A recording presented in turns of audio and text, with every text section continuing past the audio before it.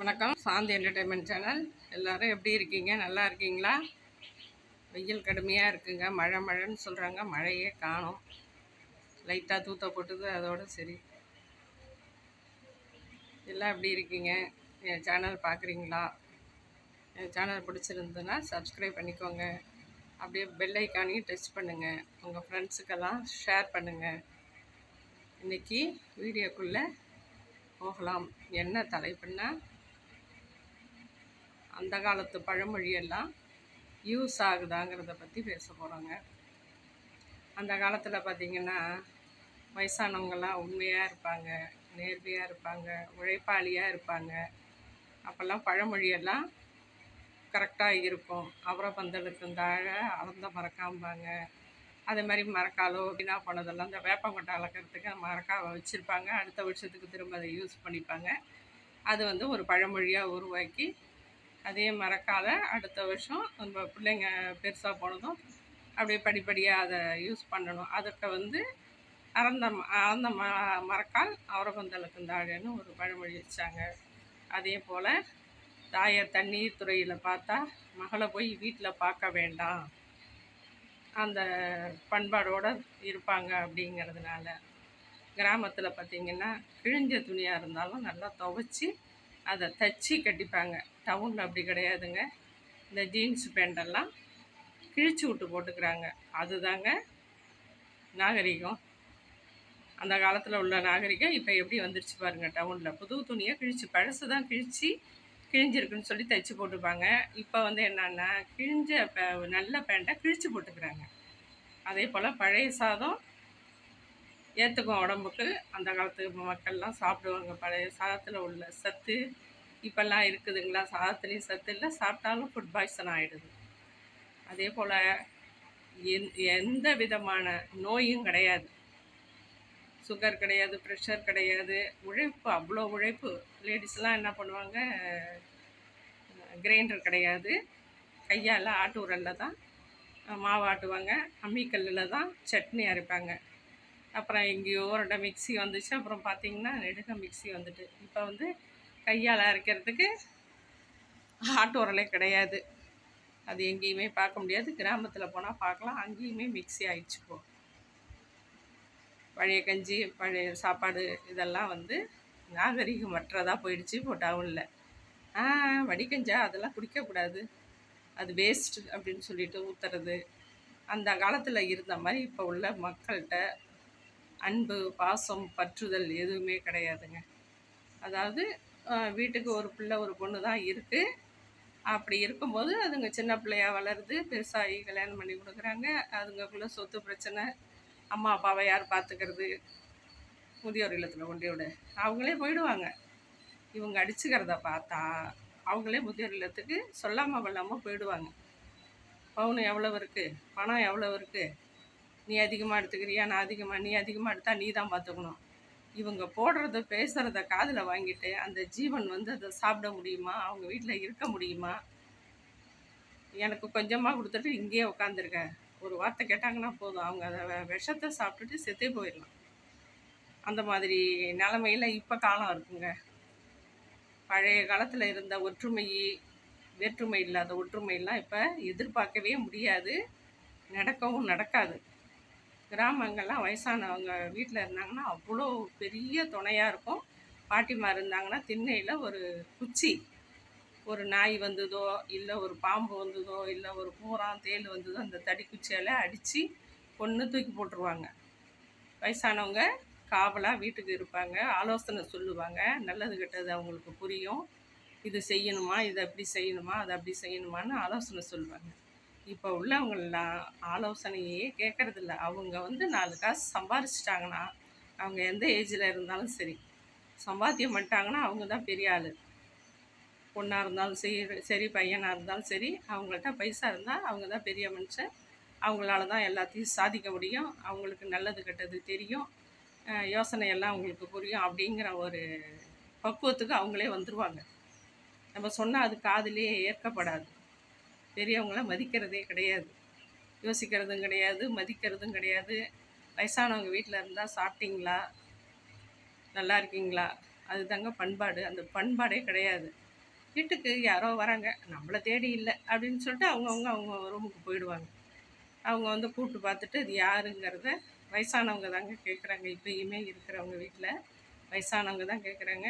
ஆளுங்க மேலே அடித்தாலும் சரி, இல்லை வந்து அறிமுகம் இல்லாத ஒருத்தர் வந்தால் கூட, யார் என்ன, வாங்க உள்ளே வாங்க, என்ன நீங்கள் எல்லாம் உள்ளே கூப்பிட்டு ஹாலில் உட்கார வைக்க போகிறீங்க, உள்ளே வராண்டாவில் திண்ணையில் உட்கார வச்சு தண்ணியை கொடுத்துட்டு எதுக்காக வந்திருக்கீங்க, அவங்களுக்கும் ஒரு தாகம் இருக்குல்ல, எதுக்காக வந்திருக்கீங்க, என்ன விசாரணை எதுன்னு கேட்டுட்டு தண்ணி கொடுக்கறது தாங்க தமிழர் பண்பாடு.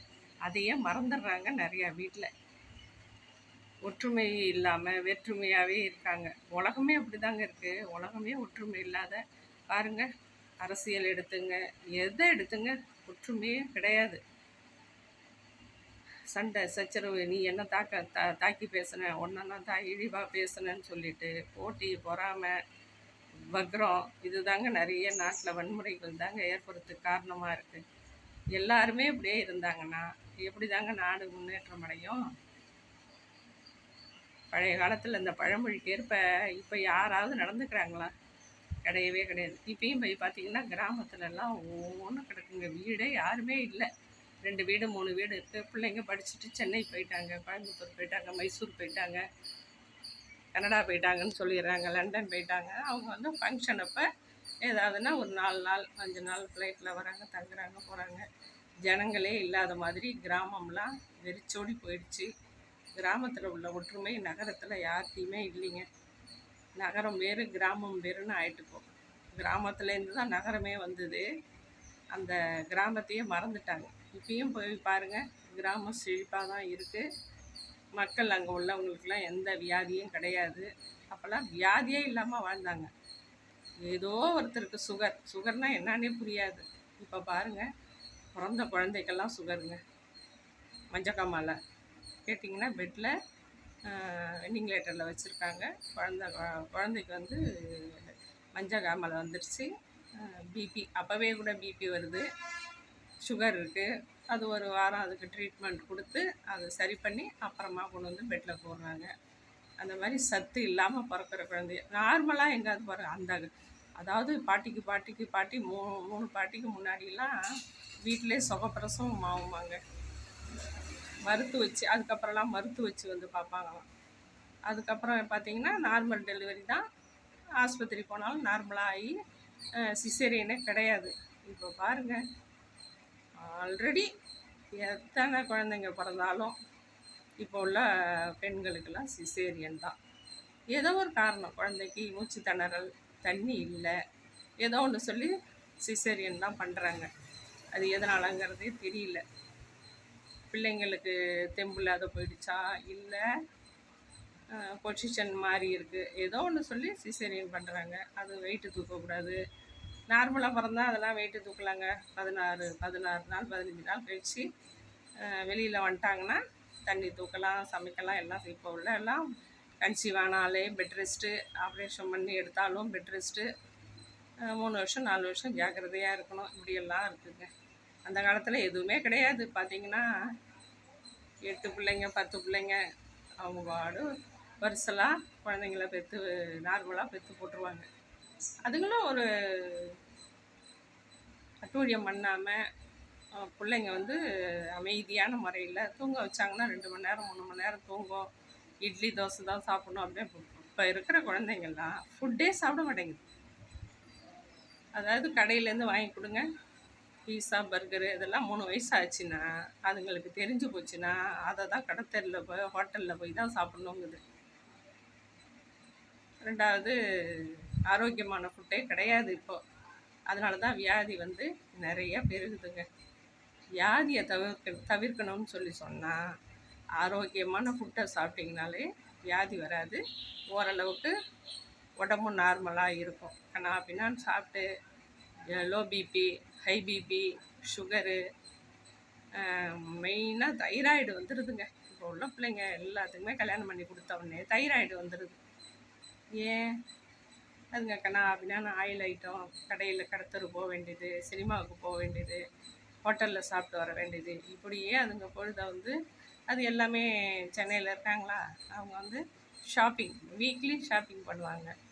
சண்டே சாட்டர்டே ஷாப்பிங் பண்ணிவிட்டு ஹோட்டலில் லஞ்ச் முடிச்சுட்டு வந்து வீட்டில் வந்து ஒரு நாளைக்கு 10 மணி நேரம் 8 மணி நேரம் தூங்குறது, டேவ்லேயும் தூங்குறது, ஒர்க் இல்லைன்னா டேவ்லேயும் தூங்குறது, இந்த மாதிரி தூங்கி தூங்கி உடம்ப வீணாக்கிக்கிறாங்கங்க. அதனால் கிராமமாக இருந்தாலும் நகரமாக இருந்தாலும் பழமொழிக்கு ஏற்ப கொஞ்சமாவது ஞாபகத்துக்கு வச்சுக்கிட்டு நாமளும் வயசாகுவோம்.